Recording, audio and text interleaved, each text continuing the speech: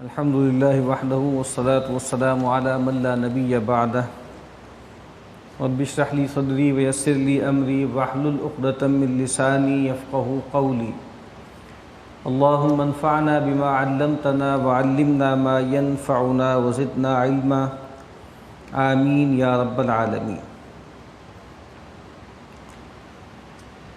آج ہمیں جس باب کے مطالعے کا آغاز کرنا ہے اس کا عنوان ہے باب تعظیم حرمات المسلمین و بیان حقوقہم والشفقۃ علیہم ورحمتہم۔ مسلمانوں کی حرمتوں کی تعظیم کا بیان، ان کے حقوق کا بیان، ان کے اوپر شفقت کا معاملہ کرنا اور ان کے ساتھ رحمت کا رویہ اختیار کرنا۔ حرمت کا جو لفظ آتا ہے، حرمت کے معنی ہوتے ہیں کسی چیز کو روک دینا، ممنوع کے معنوں میں آتا ہے۔ کچھ چیزیں اللہ تعالیٰ ممنوع کر دیتے ہیں اپنی قوت تسخیر سے، جبر سے۔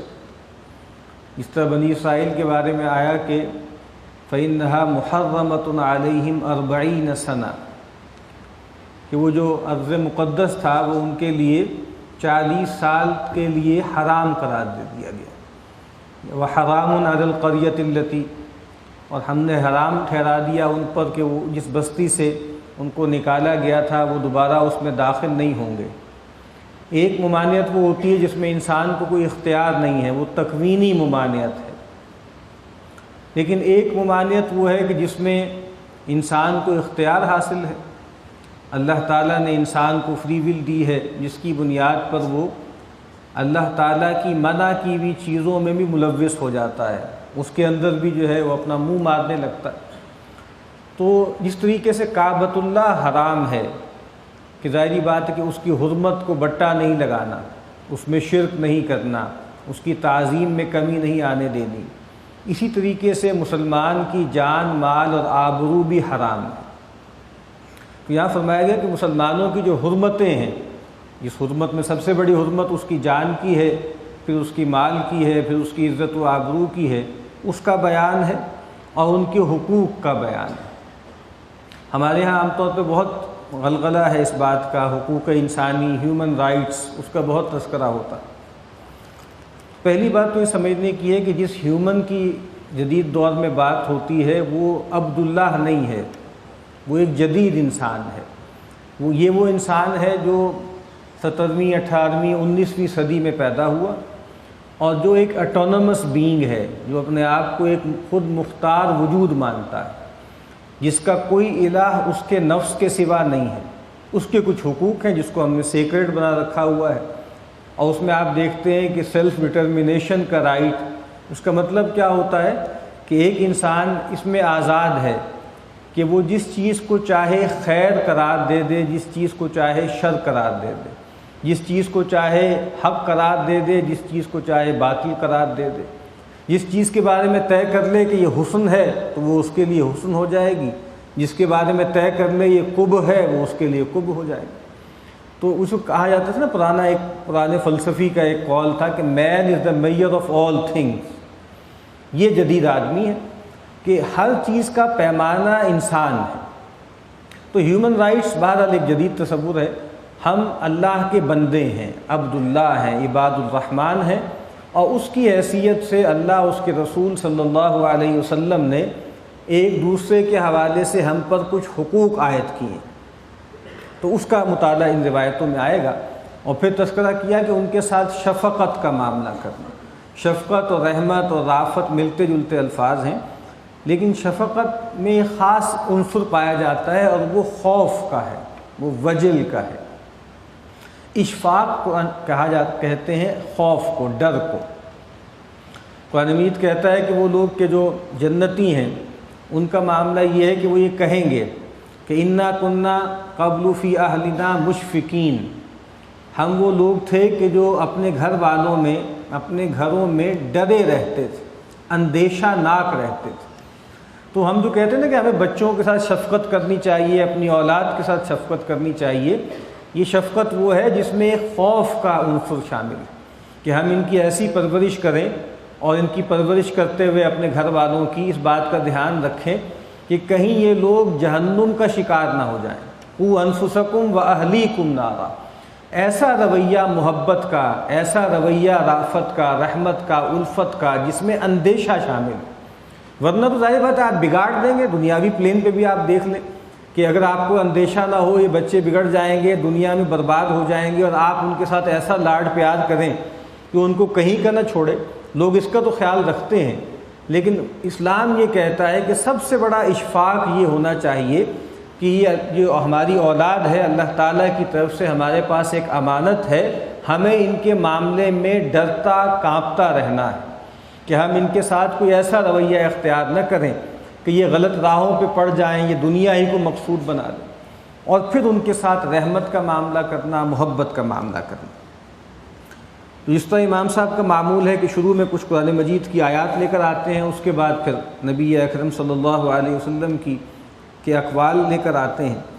تو پہلے سورہ حج کی آیت نمبر 30 ہے، اس کا ایک ٹکڑا ہے، اعوذ باللہ من الشیطان الرجیم، بسم اللہ الرحمن الرحیم، وَمَن يُعَظِّمْ حُرُمَاتِ اللَّهِ فَهُوَ خَيْرٌ لَهُ عِندَ رَبِّهِ، اور جو اللہ تعالیٰ کی حرمتوں کی تعظیم کرتا ہے تو یہ اس کے لیے بہتر ہے، اس بندے کے لیے بہتر ہے اس کے رب کے ہاں، اس کے رب کے پاس۔ اللہ تعالیٰ کی حرمتیں کیا ہیں؟ جس طرح میں نے کہا ہے نا کہ بظاہر آپ کو لگے گا کہ انتہائی متضاد چیزوں کے لیے حرام کا لفظ استعمال ہوتا ہے، بیت اللہ حرام ہے، اور ہم یہ کہتے ہیں کہ خنزیر بھی حرام ہے۔ اب بظاہر ایسے لگ رہا ہے کہ ایک چیز انتہائی عظمت والی ہے اور ایک چیز میں حقارت کا اور نفرت کا پہلو ہے۔ ایک چیز کامن ہے دونوں میں، اور ممانعت ہے کہ خنزیر حرام ہے یا سود حرام ہے، تو مطلب کیا ہے؟ اس میں ملوث نہیں ہونا، اس کو کھانا نہیں، اس کو اختیار نہیں کرنا۔ اور یہاں پر بھی ممانعت کا پہلو ہے کہ اللہ تعالیٰ کے گھر کی حرمت کو بٹا نہیں لگانا، یہاں جا کے شرک نہیں کرنا، یہاں اللہ کے سوا کسی کو پکارنا نہیں ہے، اس کی جو ظاہری تعظیم ہے اس کا بھی خیال رکھنا۔ تو کہا کہ جو اللہ تعالیٰ کی حرمتوں کی تعظیم کرتے ہیں تو یہ بہتر ہے ان کے لیے اللہ کے، اللہ کی حرمتوں میں اللہ کے احکامات بھی ہیں، اور وہ چیزیں بھی ہیں جس کو اگلی آیت میں شعائر اللہ کہا ہے، وہ بھی اللہ کی حرمتیں ہیں، ان کا بھی لحاظ کرنا چاہیے۔ سورہ حج ہی کی آیت نمبر 32 ہے، وَمَن يُعَظِّمْ شَعَائِرَ اللَّهِ فَإِنَّهَا مِن تَقْوَى الْقُلُوبِ، اور جو اللہ تعالیٰ کے شعائر کی تعظیم کرتا ہے تو یہ چیز دلوں کے تقویٰ میں سے ہے۔ اب شعائر اللہ سے کیا مراد ہے؟ شاعر کہتے ہیں معالم کو، ان چیزوں کو کہ جو حسی ہیں۔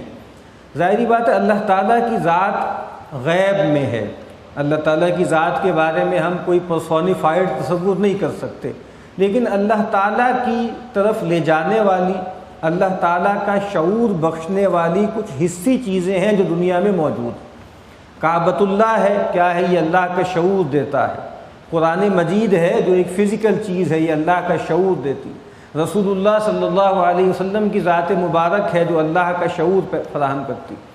اللہ تعالیٰ کو جو ولی ہوتا ہے وہ اللہ کی سب سے بڑی نشانی ہوتا ہے، اس کو دیکھ کے اللہ کے نبی نے فرمایا کہ بہترین شخص تم میں سے وہ ہے کہ جس کا معاملہ یہ ہے کہ اذا رؤوا ذکر اللہ، ایسے لوگ ہوتے ہیں کہ جب وہ ان کو دیکھا جائے تو اللہ تعالیٰ یاد آ جائے، اللہ تعالیٰ کی یاد قائم ہو جائے۔ اسی طریقے سے جو ہدی کے جانور ہوتے ہیں، قربانی کے جانور ہوتے ہیں، اس کو قرآن مجید نے کہا ہے کہ یہ کیا ہے؟ یہ بھی اللہ کا شعور پیدا کرتے ہیں۔ یہ جانور اللہ کے لیے قربان کیا جائے گا تو یہ اللہ کا شعور پیدا کرتا ہے۔ جو مزدلفہ ہے اس کو کہا کہ یہ مشعر حرام ہے، یہ ایک ایسی جگہ ہے جہاں لوگ جمع ہوتے ہیں، اللہ کا ذکر کرتے ہیں، تو یہ اللہ کا شعور پیدا کرنے والی جگہ ہے، وہ ایبوڈ ہے۔ تو یہ تمام چیزیں کیا ہیں؟ جو اللہ کے شعور پیدا کریں اور جو عام طور پر حسی ہوتی ہیں، ان کو کہا گیا ہے کہ یہ اللہ کے شاعر ہیں، اور جو شخص ان شعائر کی تعظیم کرتا ہے تو یہ چیز دلوں کے تقویٰ میں سے ہے۔ تقویٰ ظاہری بات ہے ایک مخفی چیز ہے، تقویٰ دل کے حال کو کہتے ہیں۔ رسول اللہ صلی اللہ علیہ وسلم نے ایک موقع پر اپنے سینہ مبارک کی طرف اشارہ کیا 3 مرتبہ اور فرمایا التقویٰ ہا ہونا، التقویٰ ہا ہونا، التقویٰ ہا ہونا۔ تقویٰ کو داڑھی میں، ٹوپی میں، پانچے میں، دستار میں نہیں ہوتا، تقویٰ اصل میں دل میں ہوتا ہے۔ لیکن صاحبہ دل تو ایسی چیز ہے جس کو کوئی چیر کے دیکھ نہیں سکتا۔ جب ایک صحابی نے کہا کہ میں نے اس شخص کو جنگ میں جب میں کافر پہ غالب آنے لگا تھا تو اس نے کلمہ پڑھ لیا تھا لیکن میں نے اپنی تلوار نہیں روکی، کہ ظاہری بات ہے جھوٹ موٹ کی بات کر رہا ہے، دل میں ایمان تھوڑی ہے۔ تو آپ نے کہا کہ افلا شققت قلبہ، کیا تم نے اس کا دل چیر کر دیکھ لیا تھا؟ تمہارے پاس کوئی ایسا آلہ تھا، تمہارے پاس کوئی ایسا سکین تھا کہ تم نے دیکھ لیا کہ یہ جھوٹ موٹ کا کلمہ پڑھ رہا ہے، اس کے دل میں ایمان نہیں۔ تو کہا کہ پھر معلوم کیسے ہوگا کہ یہ شخص تقویٰ جو ہے اس کے قلب میں جاگزی ہے یا نہیں ہے؟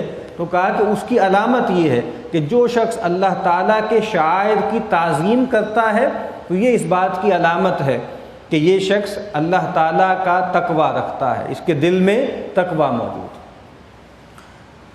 پھر نبی اکرم صلی اللہ علیہ وسلم کو مخاطب کر کے اللہ تعالیٰ نے فرمایا، سورہ ہجر کی آیت نمبر 88 ہے، وَاخْفِضْ جَنَاحَكَ لِلْمُؤْمِنِينَ، اے نبی صلی اللہ علیہ وسلم آپ اپنے شانوں کو جھکا کر رکھیں رحمت اور تواضع سے اہل ایمان کے لیے، اہل ایمان کے لیے آپ رحمت اور شفقت کا معاملہ کریں۔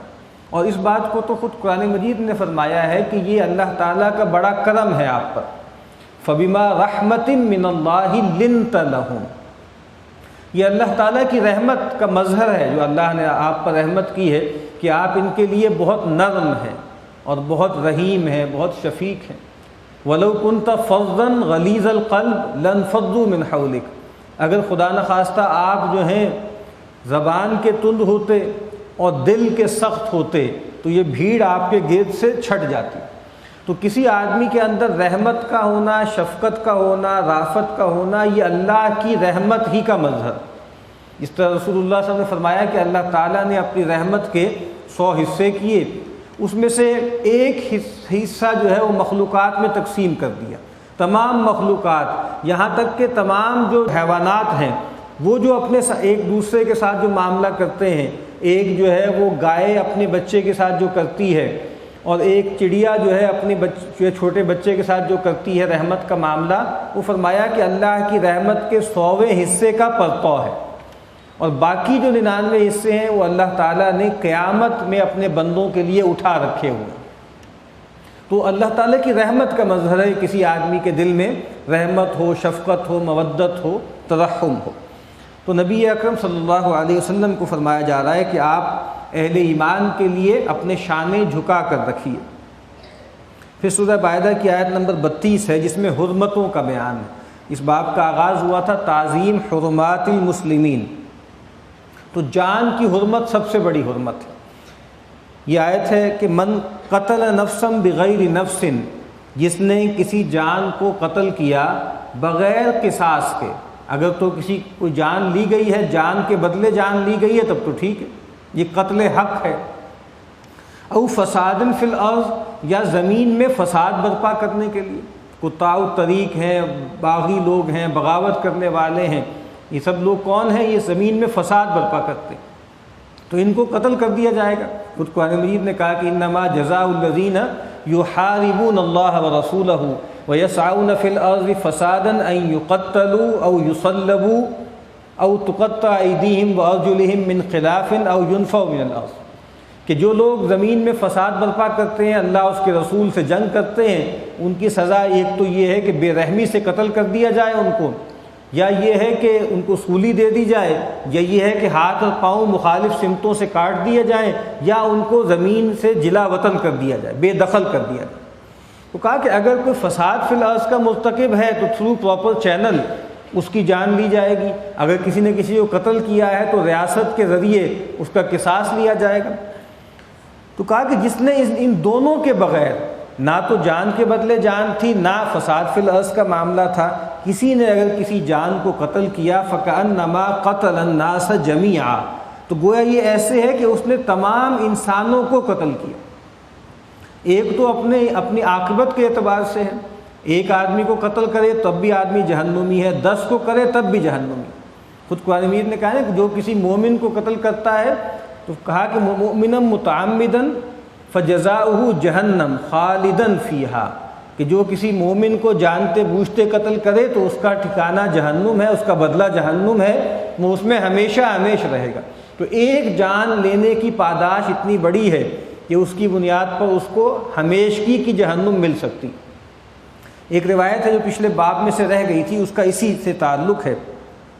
سیدنا عبداللہ ابن عمر رضی اللہ تعالی عنہما فرماتے ہیں کہ رسول اللہ صلی اللہ علیہ وسلم نے فرمایا لن یزال المؤمن فی فسحۃ من دینہ ما لم یصب دما حراما، مومن اپنے دین کے معاملے میں وسعت میں، کشادگی میں، اللہ کی رحمت میں رہتا ہے جب تک اس تک کوئی حرام خون نہ پہنچے۔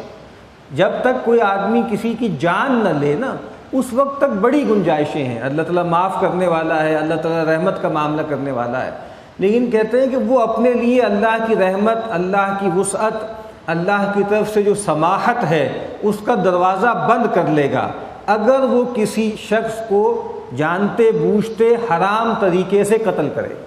تو کہا کہ مومن اپنے دین کے معاملے میں وسعت میں، کشادگی میں اللہ کی رحمت کا مستحق رہتا ہے جب تک کہ اس پر کوئی حرام خون نہ آ جائے۔ اگر اس کی گردن پر الزام ہے کہ اس نے کسی شخص کو ناحق قتل کیا ہے، اب وہ کشادگی سے نکل گیا، وہ اللہ کی رحمت سے نکل گیا۔ یہاں پر فرمایا کہ جو شخص کسی ایک شخص کو بھی قتل کرتا ہے تو ایسا ہی ہے کہ جیسے اس نے تمام انسانوں کو قتل کیا۔ اور اس لحاظ سے بھی ہے تمام انسانوں کو قتل کیا کہ اگر یہ چلن عام ہو جائے اور لوگوں کی جانوں کی حرمتیں نہ رہیں تو الٹیمیٹلی تو پھر سب سے طاقتور ہی باقی رہے گا، اپنے باقی تمام مخالفین کو تو لوگ قتل کرتے چلے جائیں گے۔ تو کہا کہ جس نے ایک جان کو قتل کیا اس نے گویا پوری انسانیت کو قتل کیا۔ وَمَنْ أَحْيَاهَا فَكَأَنَّمَا أَحْيَا النَّاسَ جَمِيعًا، اور جس نے کسی ایک جان کی زندگی کا بندوبست کیا تو گویا اس نے تمام انسانوں کو زندگی دے دی۔ اب زندگی دینے کا کئی مطلب ہو سکتے ہیں۔ ایک مطلب تو یہ ہو سکتا ہے کہ بھائی قصاص تھا، ولی موجود ہیں مقتولین کے اور وہ معاف کر دیں، درگزر کر دیں، تو گویا ایک لحاظ سے انہوں نے سینکشن کر دی نا۔ جان غائبت اللہ کے ہاتھ میں ہے، لیکن اس وقت ولی کا اختیار ہوتا ہے، چاہے تو جان کے بدلے جان کا مطالبہ کرے، تو اس نے عفو درگزر کا معاملہ کر دیا۔ اور اسی طرح قاتلوں کو زندگی دے دینا۔ رسول اللہ صلی اللہ علیہ وسلم جو ہیں ان کے جو جان کے پیاسے تھے اور آپ کے ساتھ طرح طرح کے مظالم کرنے والے تھے، وہ کھڑے ہوئے تھے فتح مکہ کے دن، لیکن آپ نے کیا فرمایا کہ اذهبوا فانتم الطلقاء لا تثریب علیکم اليوم، تم سب چلے جاؤ یہاں سے اور تمہارے اوپر کوئی دار و گیر نہیں ہے، تم پر کوئی الزام نہیں ہے، تم سارے کے سارے آزاد ہو۔ تو یہ رحمت ہے، یہ شفقت ہے۔